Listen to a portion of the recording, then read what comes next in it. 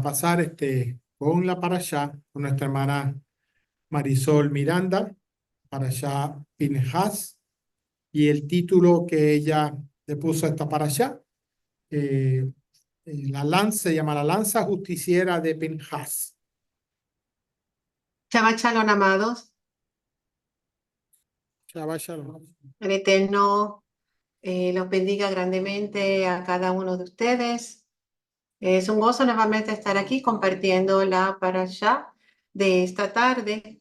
Eh, es un gozo, aunque la semana pasada estuve con ustedes y no puedo, ¿verdad?, estar presencial, pero siempre es un gran gozo para mí compartir las escrituras del Eterno. Así que en esta tarde vamos a compartir la parashá, el comentario de la parashá Pinhas, y el título, como dijo el pastor, es La lanza justiciera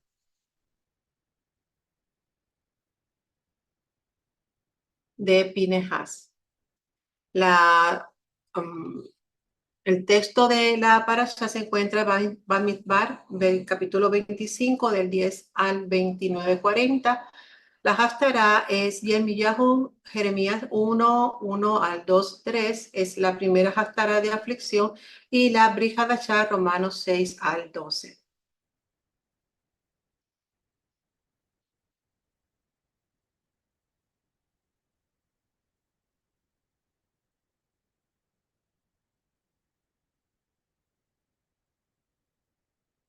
Disculpen un momento, hermanos, porque tengo... Ok, ahora sí. Bien, el tema que vamos a estar discutiendo hoy es el celo de Elohim. El versículo que vamos a tomar como base es Bamidbar 25, versos del 10 al 13. Nos dice: entonces habló el Eterno a Moshe diciendo: Finés, hijo de Elazar, hijo del sacerdote Aarón, ha apartado mi furor de los hijos de Israel, porque demostró su celo por mí entre ellos, y en mi celo no he destruido a los hijos de Israel. Por tanto, he aquí, yo le doy mi pacto de paz, y será para él y para su descendencia después de él un pacto de sacerdocio perpetuo, porque tuvo celo por su Elohim e hizo expiación por los hijos de Israel. Oramos. Bendito eres tú, eterno Elohim, que nos santificas con tus mandamientos y nos ordenaste lo referente al estudio de la Torá. Bendito eres tú, Adonai, nuestro Elohim, que nos ha dado la Torá. Abba, te doy gracias en esta tarde por permitirnos reunirnos y poder compartir la escritura.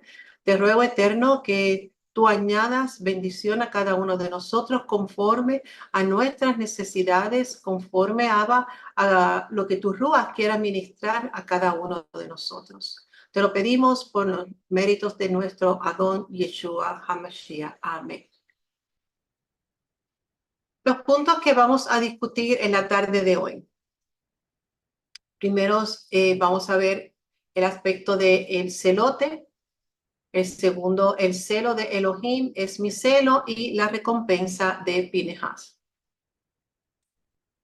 Los temas que trata esta parashá son los siguientes. Primeramente tenemos el nieto de Aarón, Pinhas, es premiado por su acto de celosía al matar al príncipe de la tribu de Shimón, Simri, junto a la princesa Madianita Cosbi, y le otorga un pacto de shalom y un sacerdocio eterno. Se realiza un censo. Moshe es instruido sobre cómo debe dividir la tierra entre las tribus y las familias de Israel a través de una lotería. También está el caso de las hijas de Zelafejad, que piden a Moshe que les conceda la porción de la tierra que le pertenece a su padre, que muere sin hijos varones. Moshe acepta su pedido y lo incorpora dentro de las leyes de herencia de la Torá después de haber consultado al Eterno. Moshe delega el poder en las manos de Yehoshua para que lo suceda e introduzca al pueblo a la tierra de Israel. Así que tenemos aquí este traspaso de poder de manos de Moshe a Yehoshua.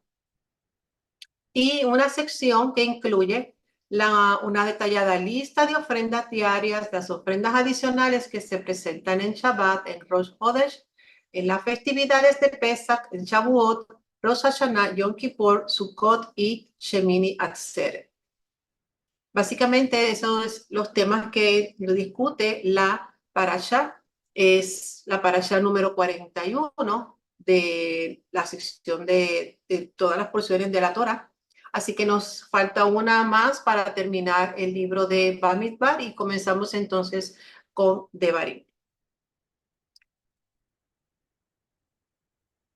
Quería poner primero en perspectiva, al menos geográficamente, dónde se encuentra Israel. La paracha pasada, el pastor nos hablaba sobre lo que ocurrió con el asunto de Cora y esta rebelión que ocurrió. Así que ellos se encuentran en esta área que es Shittim, cerca de Baal Peor, donde ocurre esta rebelión, perdón, la referente a Baal Peor, ocurre en estas regiones. Como pueden ver, ellos vivían muy cerca, ya esta era la última, por decir, la última lugar donde el pueblo se establece. Aquí está un poco más de tiempo ya justamente para cruzar el Jordán, para entrar entonces a Jericó, así que tienen como que tiempo para convivir unos con otros y se da entonces esta situación de Baal Peor con la situación de Balak y Balaam. Así que podemos ver que ellos prácticamente estaban de vecinos.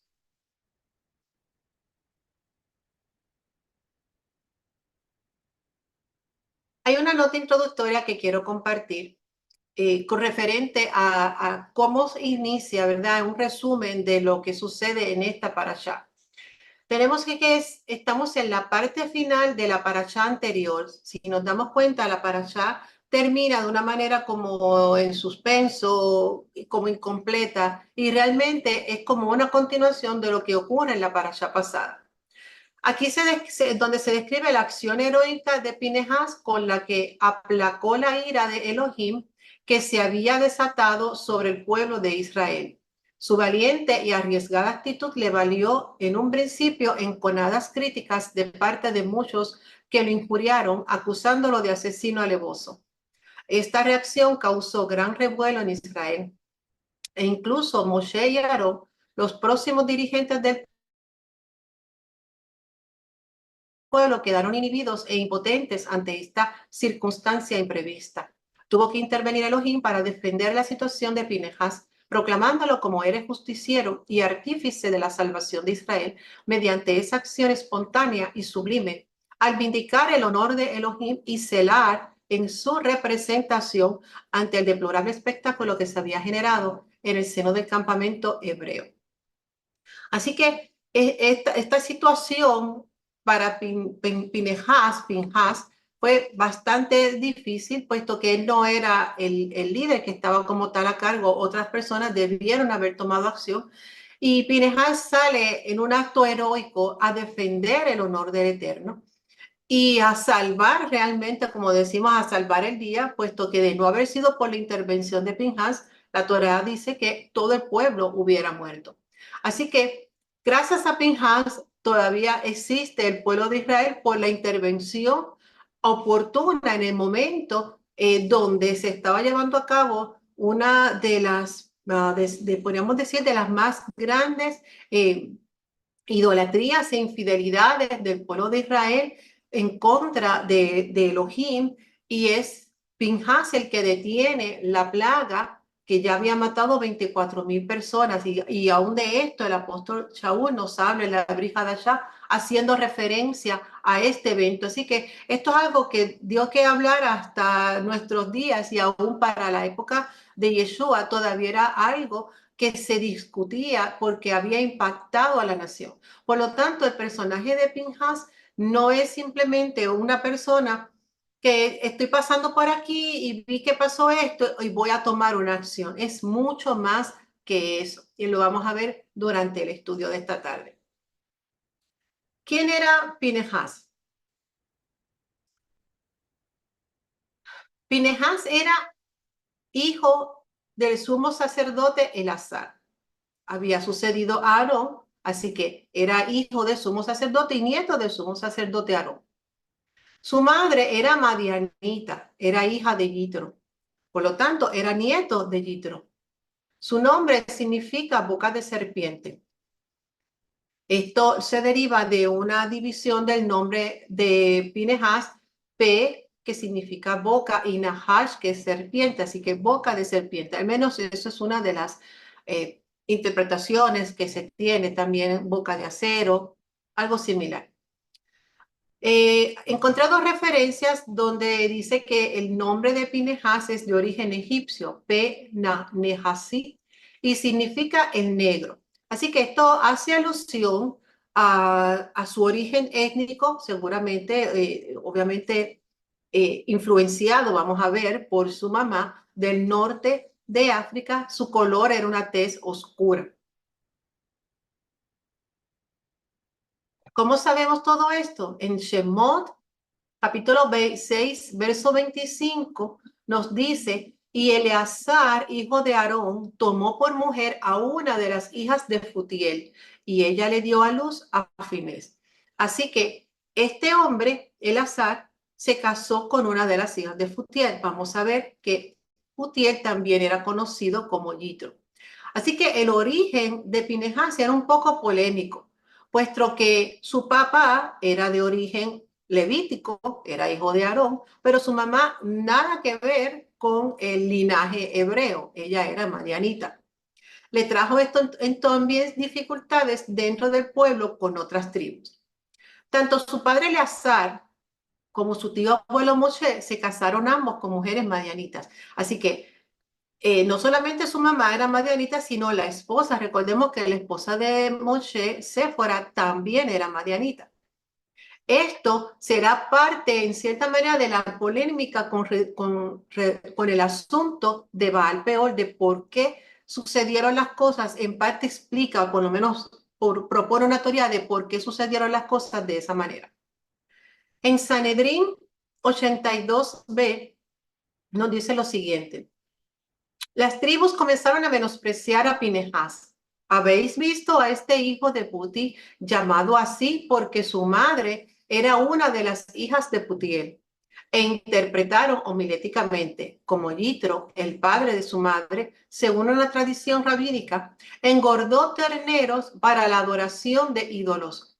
Y él mató impúdicamente al príncipe de una tribu de Israel sin juicio previo. En respuesta, el versículo viene y proporciona su linaje como Pinehas, hijo de Eleazar, hijo del sacerdote Aarón. Es debido a ese linaje que ejecutó celosamente a Zimri. O sea, según el Tratado de Sanedrín, expone que por el linaje de Pinehas, por parte de su madre, como era una madianita, no era visto como alguien digno, por ponerlo así, o con el derecho de hacer lo que hizo, matar a un príncipe de la tribu, en este caso de la de Simeón.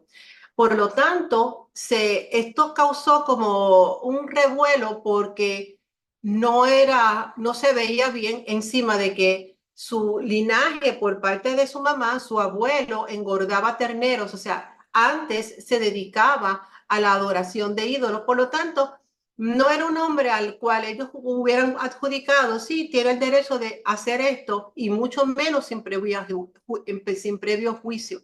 Por lo tanto, Pinehas estaba siendo, vamos a decir, hostigado con esta realidad, pero recordemos que cuando esto ocurre en el capítulo 25, no solamente Pinehas está siendo juzgado o visto con malos ojos lo que hizo por el hecho de que su mamá es madianita, sino también que tengamos en cuenta que cuando Zimri se presenta con Cosbi descaradamente a deshonrar frente a la tienda del tabernáculo, el Ohel Moed, que es como lo aparece en hebreo, la tienda de reunión, frente a Moshe y frente a todos, básicamente estaba desafiando a Moshe y respetando a Moshe, al tabernáculo y a Elohim, por el hecho de que, ¿qué me vas a decir tú si tu esposa también es una madianita. Entonces, esto traía como algo más de familia, como una rencilla que recordemos que viene desde mucho tiempo antes, que Miriam también criticó a Moshe porque se había casado con una mujer cusita, que también se entiende que estamos hablando de la misma mujer. En resumen, este asunto para Pinehas fue difícil, no solamente porque llevó a cabo la ejecución de Zimri y de Cosbi, sino que habían otras tribus que podían juzgarlo por lo que estaba haciendo, por el hecho de que lo veían como que tú no tienes derecho. Para empezar, ni siquiera eres un sacerdote y no estás para estar haciendo esto. Por lo tanto, eso, en mi opinión, añade para Pinehas aún mayor admiración por el hecho de que hizo algo que nadie esperaba que lo hiciera o que no debía de hacerlo. Y más aún, hizo algo por el cual sabía que iba a ser señalado, que iba a ser vituperado, que no se lo iban a aceptar y que incluso su vida estaba en riesgo.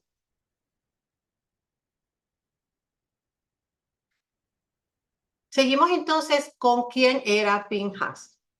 Fue conocido también como el primer celote, según las fuentes rabínicas. Pinehas es conocido como un celote. Eso lo vamos a ver un poquito más adelante. También fue el primer sacerdote que se registra, salió junto con el ejército a la guerra. En Bamidbar 3:16 nos dice, Moshe los envió a la guerra, 1000 de cada tribu, y a Fines, hijo del sacerdote Eleazar, a la guerra. Con ellos los vasos sagrados y las trompetas en su mano para la alarma. Así que esta figura del sacerdote que va a la guerra, Pinehas, fue la primera figura que hace esta función como un sacerdote guerrero. Pinehas, por tanto, fue pionero en muchas cosas y rompió esquemas. Uno de ellos fue cómo un homicida pudo ejercer el rol de sumo sacerdote. Eso es algo que lo dejamos ahí en el tintero. Pero la realidad es que fue un homicida, mató a estas dos personas, y eso no impidió para que no solamente fuera sacerdote, sino que fuera sumo sacerdote. Así que rompió este esquema. Fue y sigue siendo un personaje muy singular hasta el día de hoy, puesto que muchos eruditos dentro de la tradición hebraica consideran que Pinehas no vio muerte, por otras razones que algunas las voy a comentar, pero no es el tema de esta tarde. Consideran que Pinehas fue una persona muy peculiar, muy especial, que posiblemente este varón no vio muerte. ¿Qué vamos a aprender de lo que al menos hasta ahora llevamos? Primeramente, nuestro pasado no define nuestro futuro. Y eso lo hemos visto muchas veces. Pero hoy lo traje por el hecho de que Pinehas, aunque no tenía un linaje puro, por ponerlo así, era mitad hebreo y mitad madianita, eso no quitó y no disminuyó la labor que él hacía para el Eterno, con la fuerza, con el deseo, con la pasión que la hizo, y no solamente la manera en que trabajó para Elohim, sino cómo Elohim lo recompensó independientemente de su trayectoria, de su linaje. Y lo vemos en otros ejemplos como lo fue en Ruth, como fue la mujer que ayudó a Josué y a Caleb cuando entraron en Jericó. Así que no es el primer caso que vemos no es el único caso que vemos en la escritura donde vemos cómo aún el pasado de una persona no tiene nada que ver, ninguna influencia para que se pueda, número uno, acercar a Elohim, para que pueda obtener una relación con Elohim y un trato personal con Elohim más íntimo que otra persona que pudiera quizás ostentar el título de un linaje puro, perfecto, que pueda trazar su línea desde Adán, Abraham, Isaac, Jacob, Abraham, Aarón, etc. Así que, aunque en su linaje había una mujer madianita, para Pinehas eso no fue limitación para poder definir y cambiar que su futuro fuera esplendoroso, y como vamos a ver más adelante. Lo siguiente que podemos ver es que nuestra ética puede y determina el nivel de cercanía con Elohim. Vemos que la manera en que Pinehas actúa determinó cuán cerca iba a estar Elohim, no solamente de él, sino también de su familia. Ese es el siguiente punto. O sea, nuestra ética, nuestro estilo de vida, la manera en que nos conducimos, el código de moral con el cual nosotros nos movemos, puede y va a depender el nivel de cercanía con Elohim. Mientras más defendemos y procuramos una vida recta y de justicia, la cercanía de Elohim va a estar aún mayor a la vida, al alcance de cada uno de nosotros. Y el siguiente es que la ética de los padres puede favorecer a los hijos. Vemos que la acción de Pinehas, heroica y extraordinaria, aunque se le pueden hacer hoy por hoy, es muy fácil sentarse y hacer unas señalaciones, pero lo cierto es que en ese momento Pinehas actuó conforme al celo de Elohim y de una forma heroica. Y ese acto a Pinehas le valió que sus hijos y los hijos de sus hijos por generaciones hasta la eternidad pudieran disfrutar de un pacto y de un rol de un sacerdocio diferente y eterno que iba a prevalecer de casa en casa, de reinado en reinado. Sus hijos serían sacerdotes. Así que podemos ver en el ejemplo de Pinehas que la ética de los padres sí puede favorecer a nuestros hijos. Lo que nosotros vivimos, lo que hacemos, cómo nos conducimos, el ejemplo que damos, definitivamente favorece y actúa como una sombrilla a favor de nuestros hijos. Y número 4, nuestra vida debe ser íntegra, no importa en presencia de quién estemos. Algo interesante con Pinehas es que él no mató a cualquier persona. No eran dos israelitas cualquiera o cualquier madianita, no. Era un príncipe de una tribu. Así que era una persona muy importante. Y Cosbi era la hija también, era una princesa, era la hija de Sur, también el líder de los moabitas, madianitas, perdón. Así que eran personas muy importantes, no eran cualquiera. Así que para Pinehas, el hecho de tomar esa decisión también tuvo que haber pensado quiénes son, pero aún por encima de quiénes eran las personas que estaban cometiendo este pecado y esta deshonra tan grande, no tomó en cuenta en quiénes eran, sino simplemente actuó en defensa del honor de Hashem. Y esto nos enseña que nuestra vida tiene que ser íntegra, no importa delante de quién estemos, no importa que alguien quiera que haga una excepción porque es aquel o es el otro, no. Nuestra vida tiene que ser íntegra delante del Eterno. No importa si la persona con la que estamos es más o menos importante, si nos interesa o no nos interesa, si nos preocupa o le preocupa. No. Pinehas nos demostró y nos enseñó que cuando se va a ser íntegro y a defender el honor de Hashem, no hay título que esté de por medio. Bien, vamos a ver entonces uno de nuestros primeros aspectos, lo que es el celote. Bamidbar 25:11 dice, ha hecho que mi ira se aparte de los israelitas, pues ha actuado con el mismo celo que yo habría tenido por mi honor. Esta es una versión que nos los plantea de esta manera. Más adelante vamos a ver otra. ¿Qué es el celo? Esta palabra aquí es caná y significa arder, celo. Es hacer valer la pretensión jurídica que uno ha adoptado. Expresa principalmente una actitud interior. Una persona adopta en su mente la causa de otra persona y la considera como si fuera la suya propia.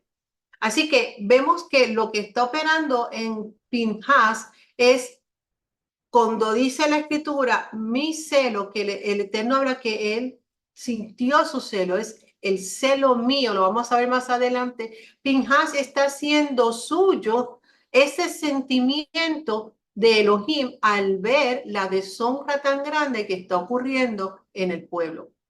Según el diccionario de la Real Academia, celo es cuidado, diligencia, esmero que alguien pone al hacer algo. Es sinónimo de esmero, meticulosidad, dedicación, desvelo, empeño, tesón, afán. Lo contrario sería descuido.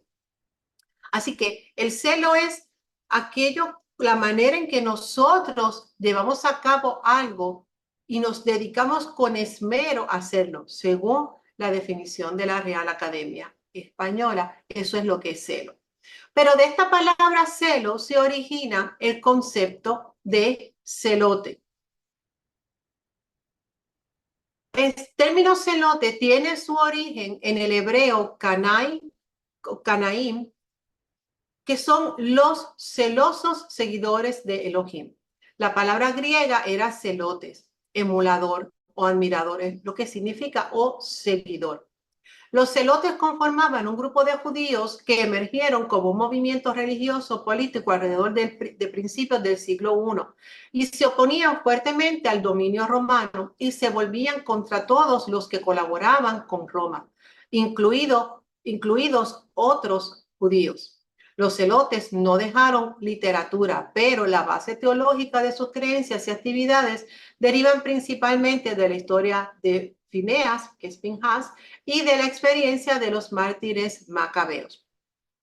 Así que esta palabra que se adopta, como vemos, ya más bien para el siglo I, su palabra viene del griego, pero se origina del hebreo canai, o sea, eso de que es celoso. Viene de esta línea, o sea, viene inspirado, por decirlo así. Son personas que se inspiran en Pinhas y en otros, especialmente para aquella época que les quedaba más cercana, para los macabeos, para poder impulsar su ideología, porque consideraban que Israel tenía que estar limpia, tenía que ser pura, el dominio romano y todas esas cosas. Comenzaron a levantar esta pasión, este deseo de quitar todo aquello que no tenía que ver con Israel y el celo de Elohim y la Torah, pero estas personas se pasaron de la raya y hicieron más allá de lo que debían de hacer. Pero este término celote viene de aquí y lo quise traer porque se inspira en este hecho de Pinhas y también de los macabeos. Pinhas y el príncipe Zimri y la princesa Cosbi. Vamos a ver un poco quiénes eran ellos y qué fue exactamente lo que sucedió. Tenemos que Cosbi significa mi mentira. Es la hija de Sur, del jefe de los madianitas. Ya era la mujer madianita. Y Zimri significa mi canto. Es el príncipe de la tribu de Simeón. El valor numérico de la gematría para Zimri es 257 y el de Cosbi 39. Ambos suman 296. Este valor es igual al valor en gematría de la palabra hebrea akor, que significa turbio o siniestro. Así que cuando Pinhas traspasa con su lanza a Zimri y a Cosbi, espiritualmente, por ponerlo así, lo que está haciendo es poniendo fin a algo siniestro que estaba ocurriendo. En este caso, la adoración a un Dios falso para detener la plaga. Así que vemos que en el significado de los nombres, y esto hay más que se podría compartir, pero en lo básico, en la unión de la gematría de ambos nombres, podemos ver entonces que el resultado de su unión era algo siniestro, algo malévolo, algo oscuro. Y es Pinhas quien pone fin a esto, que está haciendo que en el pueblo se vaya extendiendo la plaga. Así que es al ponerle fin a lo siniestro, pone fin también a la plaga y a la muerte.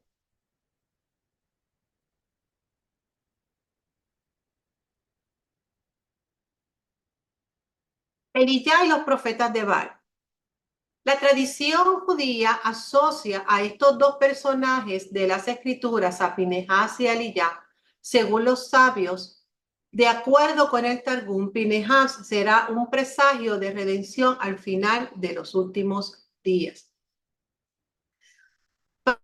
Dentro de la literatura hebrea, como les mencioné al principio, Pinehás no vio muerte.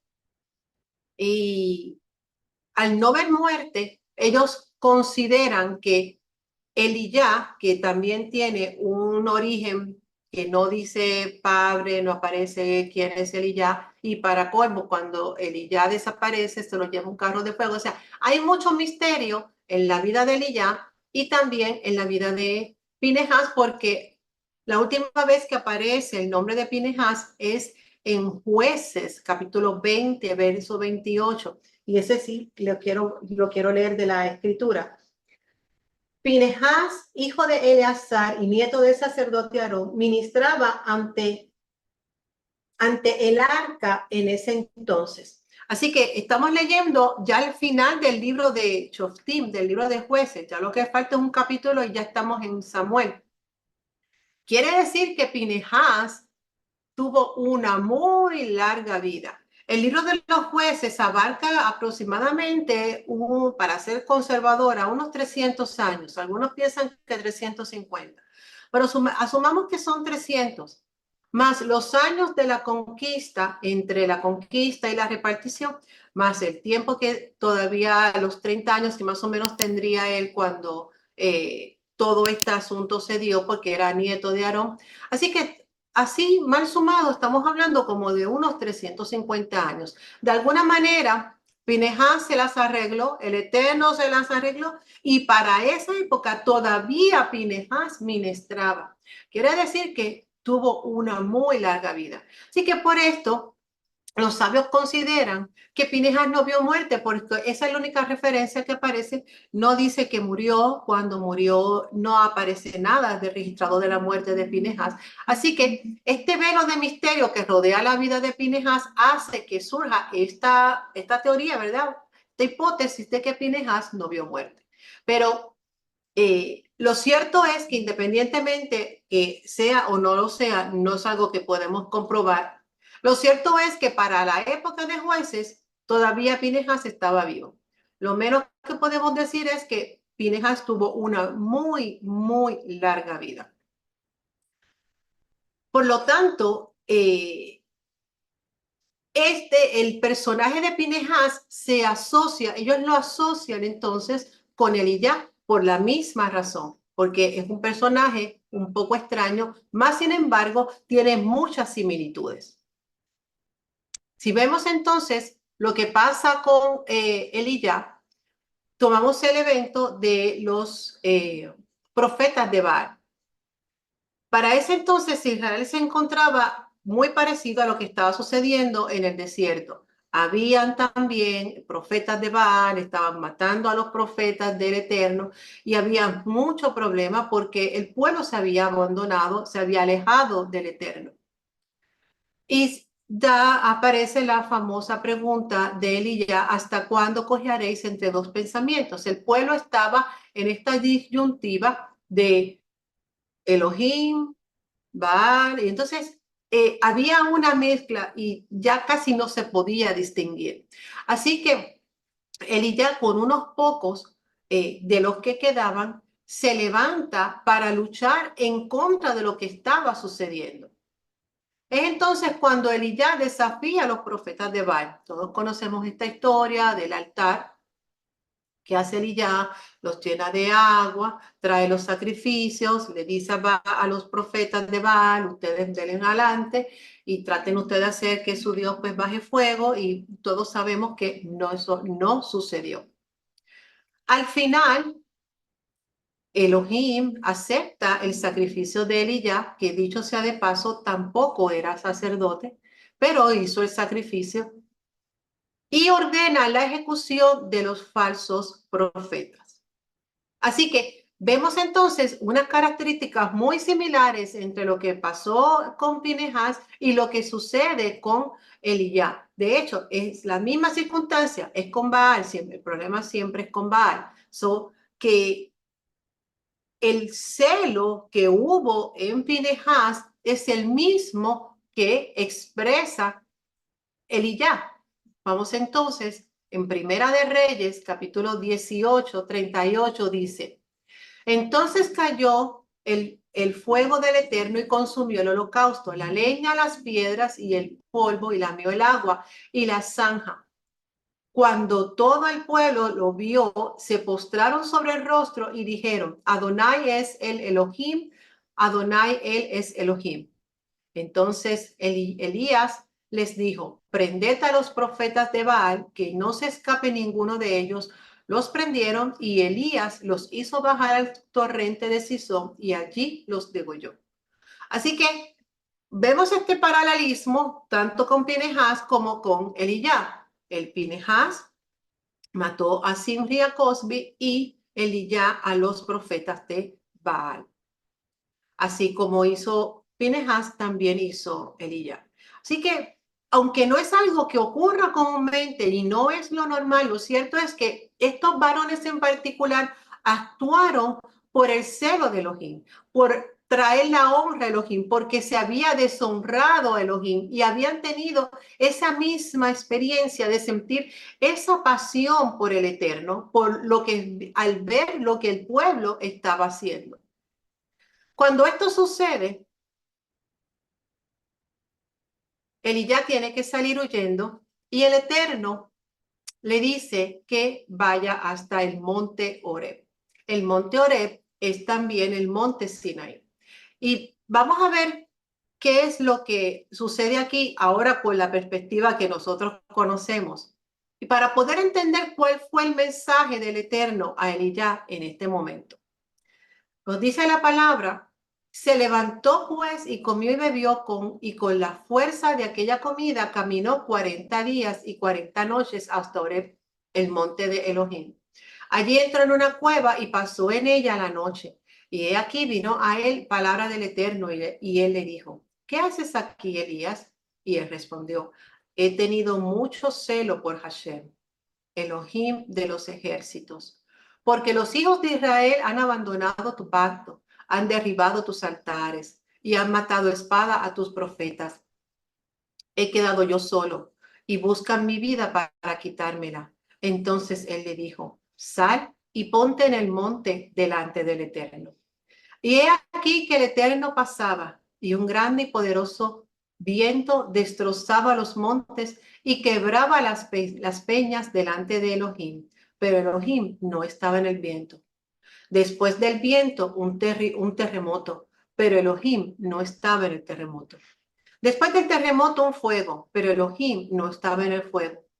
Y después del fuego, el susurro de una brisa apacible. Y sucedió que cuando Elías los oyó, se cubrió el rostro con su manto y salió y se puso a la entrada de la cueva. Y he aquí, una voz vino a él y le dijo: ¿qué haces aquí, Elías? Y él respondió: he tenido mucho celo por Hashem, Elohim de los ejércitos, porque los hijos de Israel han abandonado tu pacto, han derribado tus altares y han matado a espada a tus profetas. He quedado yo solo y buscan mi vida para quitármela.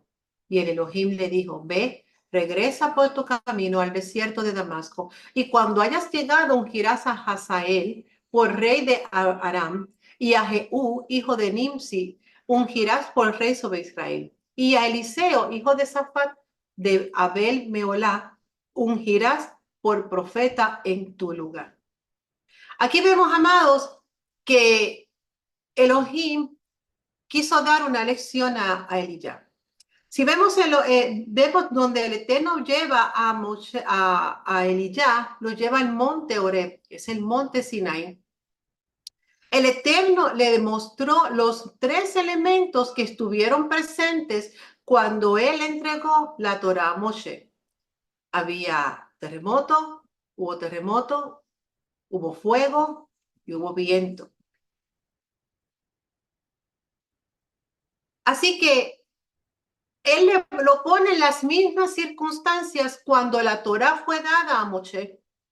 Y él le quiso dar una lección a Elías, haciéndole ver que él podía estar presente en el viento, en el fuego y en el terremoto, pero también en el silbo apacible. El momento de entregar la Torá, el Eterno se manifestó con una fuerza muy grande, demostró todo su poder, demostró su fuerza, su energía a través de lo que estaba ocurriendo en el monte Sinaí. Pero eso no significa que esa es la única manera en que él podía manifestarse. Tanto Pinehas como Elías hicieron un acto heroico, necesario para poner fin a un mal que estaba destruyendo la nación. Pusieron sus vidas en riesgo por el celo de Elohim. No obstante, sus medidas deben mantenerse dentro de un balance. Y es el hecho, amados, de que tenemos que ver que muchas veces queremos o esperamos que las cosas ocurran de una manera muy dramática. Lo que hizo Elías, por ejemplo, los altares, el agua y todo eso, hizo que la demostración de poder del Eterno fuera aún mayor y mayor, y era como un desafío. No, ponle agua, no, ponle más agua. Y obviamente el Eterno se manifestó y quedó claro, clarísimo, que Él era el verdadero Elohim. Pero no es la única manera en que el Eterno se puede manifestar. Y lo que quiero traer en este momento, en este punto, es que muchas veces nosotros esperamos que hay cosas que ocurran o en nuestra vida o en la vida de otras personas. Y esperamos que ocurran de cierta manera, en cierto momento, porque queremos que sea de cierta forma para que valide que es el Eterno el que lo está haciendo. Cuando la realidad es, amados, que cada cosa tiene su tiempo, cada persona tiene su tiempo y su momento. Nada en esta vida puede ser forzado. El Eterno tiene muchas maneras de actuar. No siempre tiene que ser que baje fuego del cielo. Puede ser una manera apacible, una manera dulce, en su momento y en su tiempo. Y el mensaje para Elías era que entendiera, sí, lo que hiciste se estuvo bien, o sea, fue necesario, era un momento específico, pero esa no es la única manera en que yo me voy a mostrar. No es así solamente que tú me vas a ver. Quizás tú piensas que solamente es en el fuego. Quizás pensamos que la persona necesita que se envuelva en el fuego. Quizás necesitamos que el terremoto mueva a ese familiar o que esa persona por la que quizás estamos orando, pero no necesariamente. Puede que sea en un silbo apacible. Y lo cierto es, amados, que muchas veces ganamos más y obtenemos más con la palabra blanda, con lo que es la palabra sabia, que aplaca, que tranquiliza, no necesariamente por la fuerza, amados. Y un ejemplo que puedo dar esto es, por ejemplo, los que tenemos padres, que tenemos hijos, los que tienen hijos pequeños, ya los tienen grandes. El Eterno nos dio una manera de cómo corregirlos. Y tuvimos un tiempo para corregirlos de cierta manera. Teníamos la vara, el time out, o el método que cada cual utilizara. Pero eso tiene un tiempo. Llega un momento en que ese hijo ya se hace adolescente, se hace joven. No podemos utilizar el mismo método. No podemos usar fuego. No podemos usar un terremoto. Porque esa no es la manera en que el Eterno va a llegar a esa persona. Hay momentos en los que vamos a tener que recurrir y depender del silbo apacible, de la palabra blanda, de que el Eterno entra a su corazón de una manera sutil, suave, delicada, no áspera y ruda o como nosotros quizás pensamos o esperamos que deba de ser. Amados, y esto es algo que debemos tener presente, porque para Elías eso fue un momento de actuar. Y sí, funcionó y era necesario, pero eso tuvo una consecuencia. Si vemos la última parte del versículo, el Eterno cuando sale de allí le dice y le ordena que unja al profeta Eliseo para que tome su lugar. Significa que después de ese momento, Eliseo iba entonces a ser quien le iba a suceder. Imagínense ustedes cómo sería un profeta como Elías predicando, profetizando después del evento de lo que sucedió en el Monte Carmelo. Es muy contradictorio. Es como lo que sucedió con Pinehas.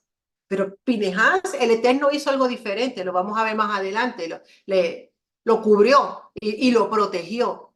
Pero lo cierto es, amados, que debemos tener mucho cuidado en la manera en que nosotros hablamos, en la manera en que tratamos a las demás personas, la manera en que nosotros pretendemos que las cosas muchas veces se realicen. Y esto es importante porque tiene que haber un balance, porque de este mismo fuego de Pinehas nació lo que siglos más tarde fue el movimiento de los celotes, que no fue para nada bueno. El movimiento celote mató no solamente a enemigos de Israel, sino que mataron también a sus propios hermanos, porque a juicio de ellos, aquel judío está mal, pues también hay que eliminarlo. Y fue un desastre. No es posible. Por lo tanto, es muy importante, amados, que nosotros cuidemos la manera en que nosotros miramos y juzgamos y esperamos que otras demás personas actúen. Estudiando esto, encontré este midrash que me resultó muy hermoso. Y lo quiero compartir. Los israelitas es un diálogo donde dice entre Elohim y Eliyá. Eliyá dice, los israelitas han roto el pacto de Elohim. Y Elohim le responde, ¿es entonces tu pacto? Elías les dice, han derribado tus altares. Y Elohim, pero eran tus altares. Elías, han pasado a cuchillo tus profetas, pero tú estás vivo. Solo yo quedo. Elohim le responde, en lugar de lanzar acusaciones contra Israel, ¿no deberías haber defendido su causa? Y ese midrash me hizo recordar a Moshe. Si Moshe hubiera adoptado este tipo de actitud, no hubiera quedado nadie de los que salió de Egipto, porque todos en un momento dado merecían morir. Pero la actitud de Moshe fue diferente. Subió al monte y clamaba por misericordia. Y volvía y subía y clamaba por misericordia. Y clamaba por misericordia. Y ese es el balance que nosotros debemos tener. Clamar por misericordia y dejar que el Eterno haga lo que tenga que hacer con quien tenga que hacer. Amén. Mi celo, el celo de Elohim. Entonces habló Yahweh a Moshe diciendo, Finés, hijo de Elazar, hijo del sacerdote Aarón, ha apartado mi furor de los hijos de Israel porque demostró su celo por mí entre ellos y en mi celo no he destruido a los hijos de Israel porque tuvo celo por su Elohim e hizo expiación por los hijos de Israel. La palabra celo es la misma que hemos trabajado anteriormente. Aquí vemos un comentario donde nos dice que en la forma en que se utiliza aquí el verbo celo, caná, indica que el acto de Pinehas no fue una mera exhibición externa, sino el resultado de un profundo sentimiento interior, pues la traición a la palabra de Elohim fue para él como una traición a su propia causa. La expresión misma indica que el acto surge de una profunda indignación como si la ofensa fuera a sí mismo. Recordemos que Pinhas no era sacerdote en ese momento, no estaba ordenado, solamente su padre. Pero como levita, su función estaba en las puertas del tabernáculo. Su labor era guardar, proteger el santuario. Cuando los eventos suceden, Pinehas está junto a los ancianos. Pinehas no es solo un espectador, sino que está involucrado porque es su responsabilidad proteger el santuario. Pinehas no era que pasaba por allí. No es que miré y vi estos dos allí haciendo y ¡pa! No, ese era el trabajo de Pinehas. Era su labor, era guarda del templo, en este caso del tabernáculo. Por lo tanto, el celo de Pinehas se fundamenta en ese profundo compromiso con la santidad de Elohim y su lealtad a la Torá y el bienestar de la comunidad. Esto es lo que marca la diferencia entre Pinehás y los demás. Recuerdan que al principio les hablé que el hecho de que su mamá fuera madianita y la esposa de Moisés era madianita, eso trajo un conflicto. Muchos eruditos consideran que Moshe no actuó, no se atrevió a actuar porque su esposa era madianita, así que, como decimos, ¿con qué moral voy a ir donde a reclamarle que está con una madianita? Pinehás, aunque no tenía una esposa madianita, tenía una mamá madianita, pero sí entendía que lo que era el honor del Eterno no tenía una cosa que ver con la otra y decidió, aún por encima de la crítica que pudiera obtener, que obtuvo, defender el honor del Eterno. Por lo tanto, Pinehás actuó cuando otros no podían actuar o no se atrevieron a actuar. Pinehás tomó la iniciativa porque su compromiso estaba basado con la santidad del Eterno y su lealtad a la Torá, porque Pinehás conocía la Torá. La estudió con Moshe, la estudió con su padre porque era parte, era su vida, era en lo que estaba envuelto, era de la tribu de Leví, era descendiente de Aarón, o sea, sería eventualmente sacerdote. Por lo tanto, él estaba empapado en todas estas cosas. Pero el bienestar por la comunidad y ver lo que estaba ocurriendo llevó entonces a Pinehás a hacer el acto del homicidio de estas dos personas para terminar con la plaga en Israel. Esta rebelión contra Elohim pudo volverse o se volvió contagiosa y condujo a la devastación. Sus acciones nos recuerdan que el verdadero celo busca honrar a Elohim y proteger lo que es sagrado, incluso cuando se requiere decisiones difíciles y valientes. Aquí el objetivo es proteger lo sagrado, proteger lo que es santo, lo que es puro, el honor del Eterno. El celo de Elohim. En hebreo esta palabra, como está en el versículo 11, es Bekanó et Kinati. Selah mi celo, Kinati mi celo. El Eterno hablando, Bekanó, celó mi celo. El concepto de Kiná, del cual deriva Caná, es empleado en el Tanaj en varias oportunidades como el sentimiento y la actitud que provocan la infidelidad de la esposa hacia su esposo que la ama. Así que este sentimiento de celo no es el celo que uno quizás puede escuchar hoy en día porque está celoso de la esposa, no es ese concepto de celo. Es el hecho del sentimiento que provoca cuando el esposo que ve a su esposa que la ama, que le es infiel. Y cuando una situación ocurre, no es ira lo primero que viene a la mente de la persona que está siendo afectada, es dolor, es tristeza. ¿Por qué si la amo hace esto? Yo he hecho tanto, ¿por qué me rechaza? ¿Por qué hace esto? La relación de Elohim con Israel es sublime. Y la metáfora, como puede ser el amor entre el hombre y una mujer, esta relación se deteriora cuando el pueblo de Israel se prostituye en pos de la idolatría, como fue el caso en Bamidbar. El pueblo se prostituyó con Baal. Pero ¿qué es lo que nos dice la Escritura? Vamos a ver estos dos versículos. Isaías 62:5. Y como se regocija el esposo por la esposa, tú, Elohim, se regocijará por ti. Así que Elohim se regocija con la esposa. Ama a la esposa y se deleita con la esposa. En Jeremías 2:2, que es parte de la Haftará, nos dice, me acuerdo de ti, de la lealtad de tu juventud, del amor de tu noviazgo, cuando andabas en pos de mí en el desierto, en una tierra no sembrada. Por lo tanto, esta expresión de amor, o sea, hay en Isaías y Jeremías los profetas expresan ese amor abundante hacia Israel.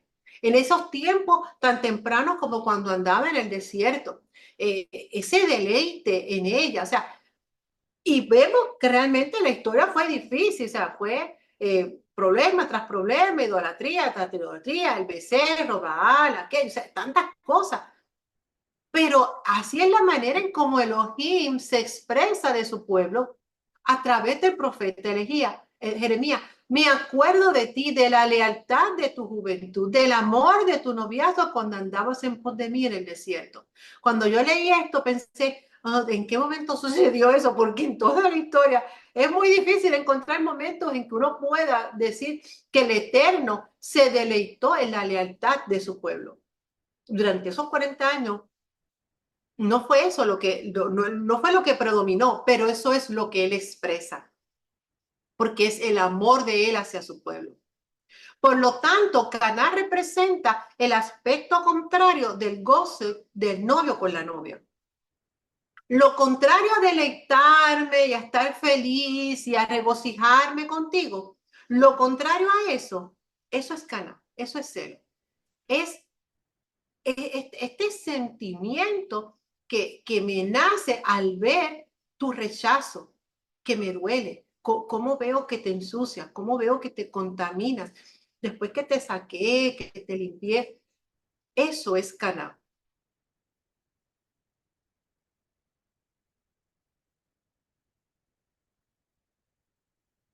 Caná no es más que un amor intenso, irreconciliable con cualquier forma de deslealtad. Esa es la manera más sencilla de definir qué es el celo de Elohim. Es un amor intenso, irreconciliable con cualquier forma de deslealtad. Como Pinehas somos guardas de la santidad que Adonai depositó en nosotros, porque Él nos hizo santos.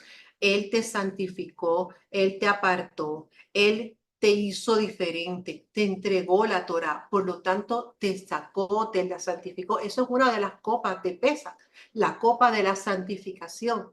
Así que hay una cantidad de santidad dentro de ti. Y tú y yo somos responsables como Pinehas de guardar esa santidad en nuestras vidas. Es tu deber proteger esa santidad, porque el descuido produce muerte, así como la plaga mató a 24,000. ¿De qué hablamos entonces? Podríamos decir, sí, las fornicaciones, el adulterio, la idolatría, estos son palabras mayores, podríamos pensar. Pero tenemos otros detalles. Tenemos las iras, las contiendas, las habladurías, las envidias. En resumen, todo lo que es siniestro, todo lo que es malvado, todo lo que es maquiavélico, todo lo que no ayuda, todo lo que estorba, todo lo que mancha nuestra santidad. Filipenses 4:8 nos dice, por lo demás, hermanos, todo lo que es verdadero, todo lo digno, todo lo justo, todo lo puro, todo lo amable, todo honorable, si hay alguna virtud o algo que merece elogio, en esto meditad, lo que también habéis aprendido y recibido y oído y visto de mí, esto practicad, y el Elohim de paz estará con vosotros. Vemos entonces el vínculo de la paz con la conducta de justicia. Ambas cosas van de la mano. El pacto de paz que hizo el Eterno con Pinehas viene atado a la justicia que él demostró, al celo que él demostró. Estamos entonces llamados a cortar todo lo que contamina nuestra santidad, porque Elohim es un Elohim celoso. No es que sea malvado, no es que padezca de celos, es que nos ama tanto, te ama tanto que no está dispuesto a compartirte. Me gocé mucho en el último cántico de la adoración, porque este es nuestro compromiso, amarle hasta el fin, serle fiel hasta el fin, porque Él no está dispuesto a compartirte con nadie más. Quiere que solamente seas de Él, que seas para Él, que te dediques a Él, que nada pueda pasar por tu mente ni por tu corazón que no sea Él. La recompensa de Pinehas. Nos dice la palabra, por tanto, he aquí, yo le doy mi pacto de paz, y él será para él y para su descendencia después de él un pacto de sacerdocio perpetuo, porque tuvo celo por su Elohim e hizo expiación por los hijos de Israel. El pacto de paz. y pregunto, ¿pacto de paz? La palabra que aparece paz, shalom, ustedes la tienen en su pantalla, espero que puedan verla bien. La palabra que está a la izquierda es veriti, mi pacto, shalom, veriti, shalom. Pero shalom no está escrito correctamente. La cuarta letra es una vav, pero es una vav quebrada.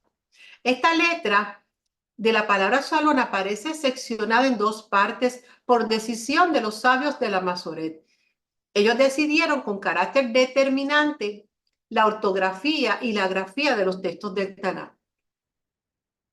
Ellos decidieron que esta Bab en particular es una Bab quebrada, es la Bab del Shalom, del pacto de Pinehas, de Elohim que hizo con Pinehas. Y quiero hacer un paréntesis aquí para explicarles algo.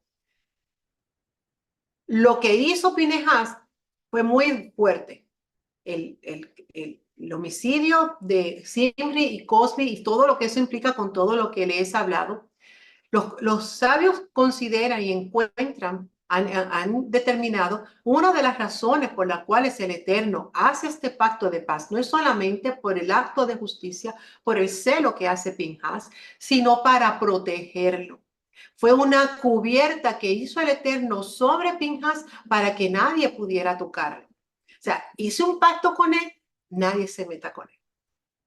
Lo que hizo fue difícil, pero lo hizo bajo mi inspiración, porque el texto dice que él sintió el celo de Elohim. De no haberlo hecho lo que hizo, todo Israel hubiese muerto.